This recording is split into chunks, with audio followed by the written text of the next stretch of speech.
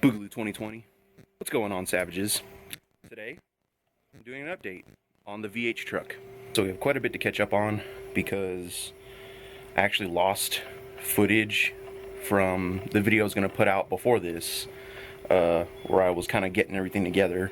Pretty much what happened between the oil filter video and today's video. But whatever. All you need to know is I put the clutch on, put the flywheel on, put the transmission on, and this is where we're at with the VH and the transmission. I did forget to do a few things when I was putting the transmission on to the motor, so it was gonna have to come apart anyway, and the motor is gonna be going in and out as I was making motor mounts and such.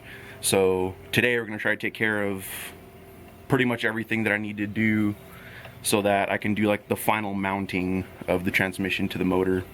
I think I'd mentioned in a previous video, or maybe not, I don't remember, but I was missing the pressure plate bolts. I ordered one of the Chinese, XTD clutch kits, and it didn't come with pressure plate bolts.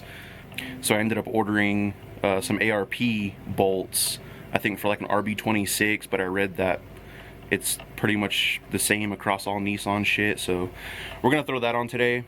And I also forgot to put the throwout bearing in the transmission, so we're gonna do that today. We might clean up the transmission and the motor a little bit. I may not even worry about it, to be honest.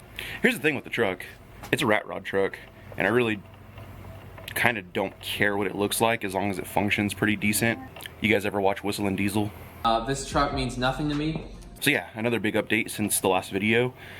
I didn't want to start making motor mounts and fucking with like transmission mounts and just general fabrication with my Chicago Electric Flux Core. The $100 ones. It's okay. I mean, I know people have done a lot with a little when it comes to welding. I know I'm a pretty shitty welder already as it is, so I don't want to combine that with having a shitty welder. So I got the Eastwood MiG 135. I know it's not like anything crazy, but it was on sale, and I think I paid like $3.50 sent to my house, which I guess is okay. I know people paid less. They were cheaper like a year or two ago. Whatever. It was cheaper than the titanium 140 that I was gonna get from Harbor Freight. So yeah, today we're gonna finish making the motor mounts for the truck. I finished the transmission mount last night.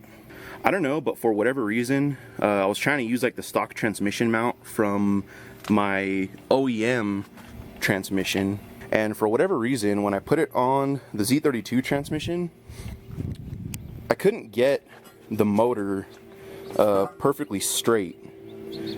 When I had it bolted up to the stock transmission mounts and everything back there, if I tried centering the motor in between the frame, perfectly centered, it was at an angle. It was like that.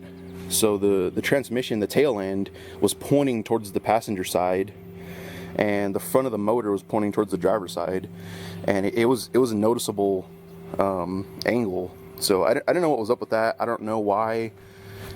The transmissions should be pretty damn near identical. I don't think that the truck has it like that from the factory.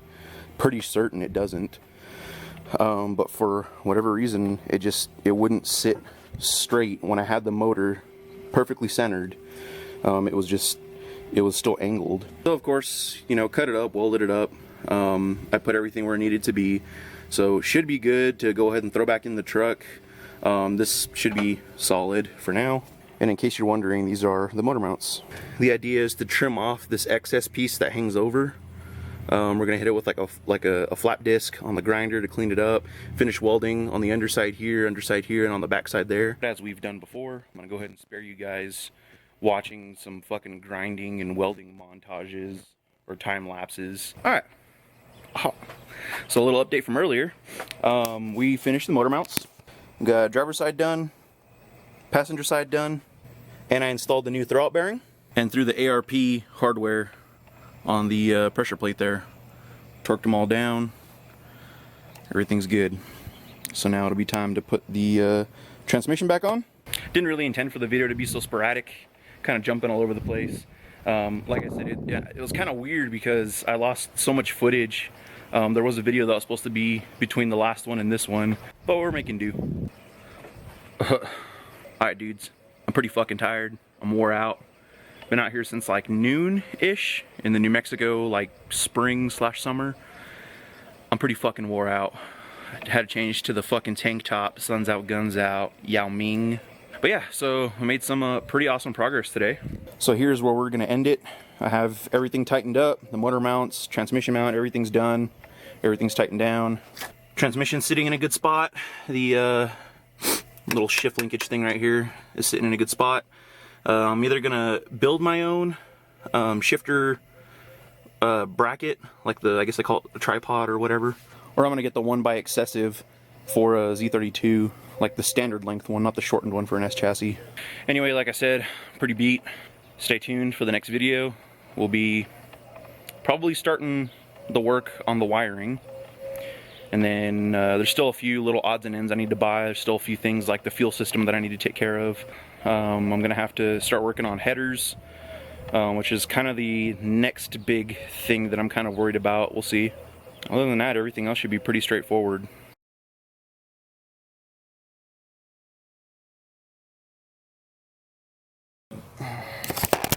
Come on. Freaking near.